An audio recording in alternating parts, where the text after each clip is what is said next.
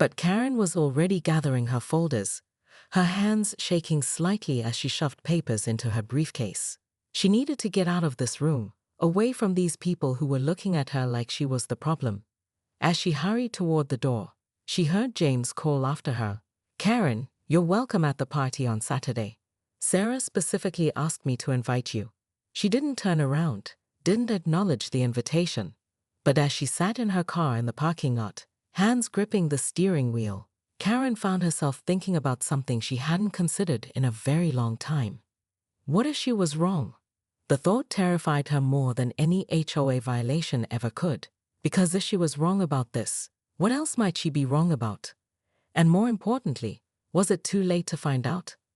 Saturday's pool party was 2 days away, and for the first time in years, Karen Whitmore had no idea what she was supposed to do next. Karen spent the next 3 days in what could only be described as bureaucratic bliss. She'd filed 17 separate violations against Mike's upcoming party, cross-referenced every possible regulation that might apply, and even created a PowerPoint presentation for the emergency HOA board meeting she'd demanded.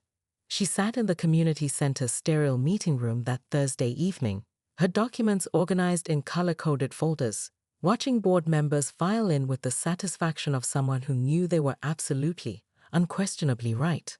"Thank you all for coming," said James Morrison, the HOA president, a surprisingly young man with kind eyes and the patient demeanor of someone who'd been dealing with neighborhood disputes for years. "Karen has called this meeting regarding the Rodriguez pool party scheduled for this Saturday. Unlawful gathering." Karen corrected sharply, standing up despite not being called upon. "What Michael Rodriguez is planning violates at least 12 separate HOA regulations, and I have documented proof." She launched into her presentation with the enthusiasm of a prosecutor delivering a closing argument. For 23 minutes, she detailed every possible infraction, from the unauthorized use of recreational inflatables to failure to submit proper waste disposal protocols. The board members listened politely, though Karen noticed a few exchanging glances she couldn't quite interpret. "Karen," James said gently when she finally paused for breath, "I appreciate your thoroughness, but I have to ask, have you actually read the updated HOA bylaws that were distributed last month?" Karen's confident smile faltered slightly. "Of course I've read them. I read every HOA communication, including the email about the new community engagement initiatives." Karen felt the first flutter of uncertainty. "I may have skimmed that particular email." James pulled out his tablet and began reading. "As of last month, the Meadowbrook Hills HOA has implemented new policies to encourage community bonding and neighbor relationships. Small residential gatherings under 20 people are now automatically pre-approved and exempt from most event regulations." The color drained from Karen's face. That can't be right." "Furthermore," James continued, his voice taking on a slightly amused tone, "the board has decided to lead by example, which is why I'll be attending Mike and Sarah's pool party this Saturday, along with several other board members and their families." Karen's mouth opened and closed like a fish out of water. "You're attending the violation?" "I'm attending a neighborhood birthday party for a sweet 8-year-old girl," James corrected. "The same kind of community event we're now encouraging.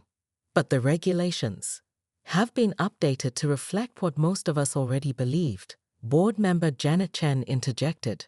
"That neighbors should be able to celebrate life's moments together without filing paperwork in triplicate." Karen felt the ground shifting beneath her feet. This couldn't be happening. She was the guardian of neighborhood standards, the keeper of property values, the one person who understood that rules existed for a reason. "I don't understand," she said, her voice smaller than it had been in years. "Without proper oversight, without regulations, how do we maintain order? How do we preserve what makes this community special?" The room fell silent. Karen realized that everyone was looking at her, not with the respect she'd expected, but with something that looked uncomfortably close to pity.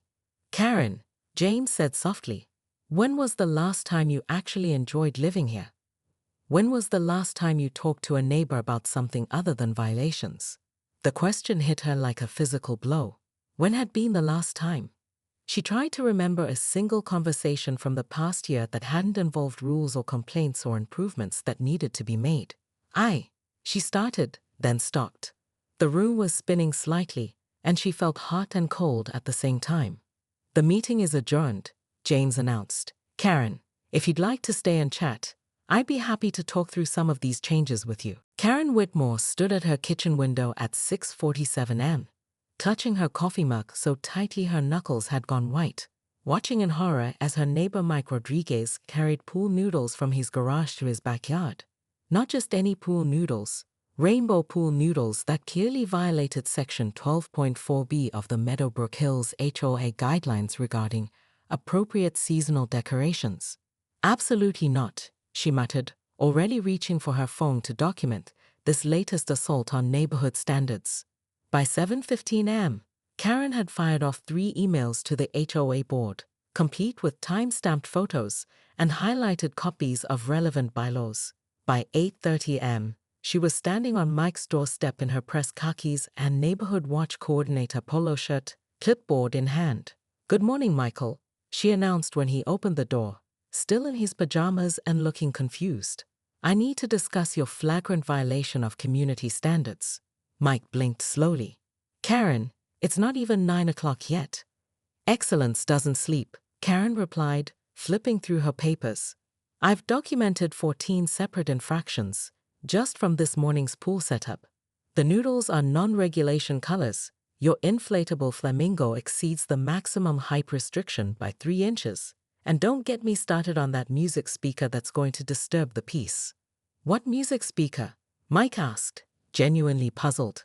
Karen pointed triumphantly at the small Bluetooth speaker sitting silent on his patio table. "That one. It's a noise violation waiting to happen." What Karen didn't know was that Mike's wife, Sarah, was recording the entire conversation from their doorbell camera. What she also didn't know was that Sarah had already sent the footage to their neighbor group chat, where 17 families were currently watching Karen gesture wildly at a turned-off speaker while Mike stood there in his Batman pajamas, looking like he was questioning every life choice that led to this moment.